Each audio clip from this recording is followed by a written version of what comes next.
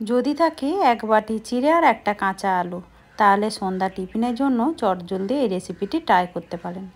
নমস্কার বন্ধুরা, কাজল ভিলেজ কিচেনে সকলকে স্বাগত জানাই। রোজকার মতো আজও রান্নাঘরে চলে এলাম। আজকের রেসিপি প্রথম থেকে লাস্ট পর্যন্ত দেখতে থাকুন, আশা করছি ভীষণ ভালো লাগবে। তো চলুন তাহলে শুরু করা। সন্ধ্যা টিফিনের জন্য আমি এখানে নিয়ে নিয়েছি এক বাটি চিড়ে। তো যেই পাতা চিড়েটা হয় আমি সেইটা নিয়েছি। তোমরা চাইলে এখানে মোটা চিড়ে অথবা এরকম পাতা চিড়েও নিতে পারো। এবারে সমস্ত চিড়েটাকে আমি একটা বাটির মধ্যে ঢেলে নেব। তো এখানে তোমরা চাইলে এখানে বেশি কমও নিতে পারো চিড়ের ভাগটা।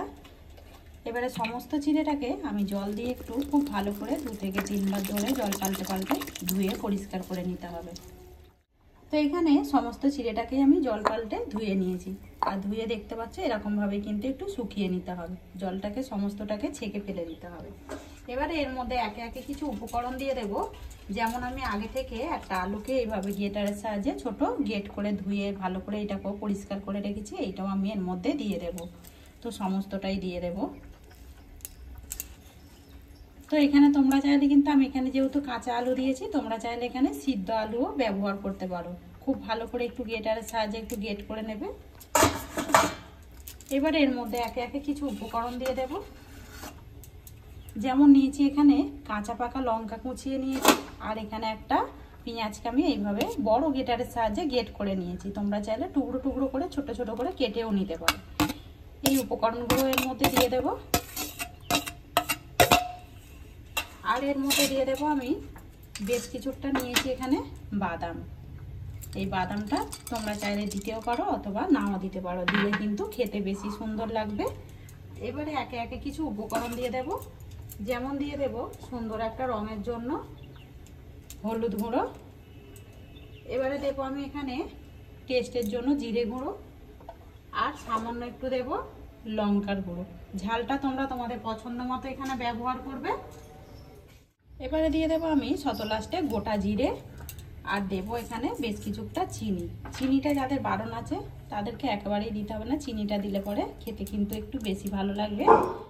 এবারে দেবো স্বাদ মতো লবণ বা মাপ মতো লবণ। লবণ তো অতি অবশ্যই দিতে হবে।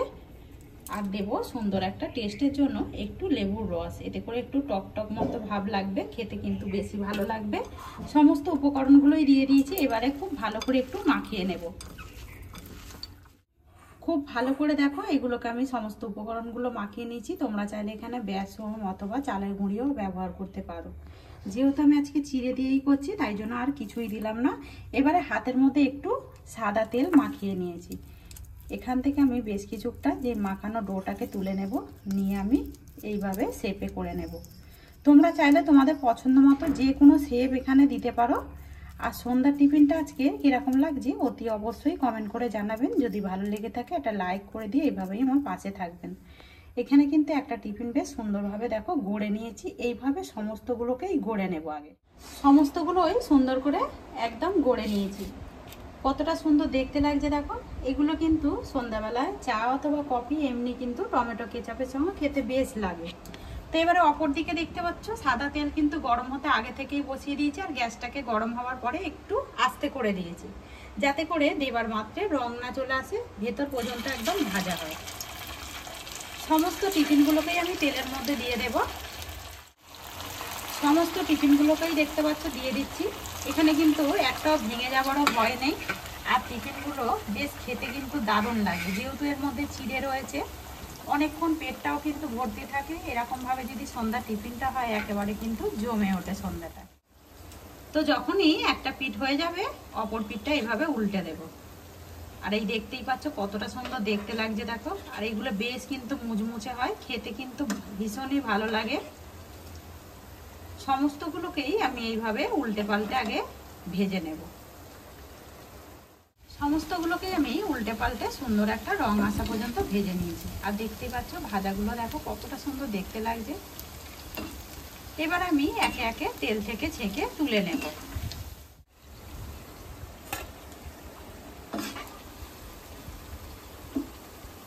সমস্তগুলোকেই এইভাবে তেল থেকে ছেঁকে তুলে নিতে হবে। সমস্ত টিফিনগুলোকেই নামিয়ে নিয়েছি। তো দেখতেই পাচ্ছে এক বাটি চিড়ে আর একটা আলু দিয়ে, কাঁচা আলু দিয়ে যে এতটা সুন্দর মুচমুচে সন্ধ্যা টিফিন হয় সেটা কিন্তু না করলে একেবারেই মিস করবেন। যেমনই এগুলো মুচমুচে হয় তেমনই কিন্তু খেতে ভীষণই দারুণ হয়। দেখো কতটা মুচমুচে হয়েছে। এটা কিন্তু টমেটো কেচাপ সঙ্গে বেশ দারুণ লাগবে। তো আজকের রেসিপি আপনাদের কীরকম লাগলো অতি অবশ্যই কমেন্ট করে জানাবেন। যদি ভালো লেগে থাকে একটা লাইক করে দিয়ে এইভাবে আমার পাশে থাকবেন, আমাকে সাপোর্ট করবেন। আমার এরকম নিত্য নতুন রান্নার জন্য পাশে থাকা বেল আইকনটি প্রেস করবেন। সবাই ভালো থাকবেন, সুস্থ থাকবেন। ধন্যবাদ।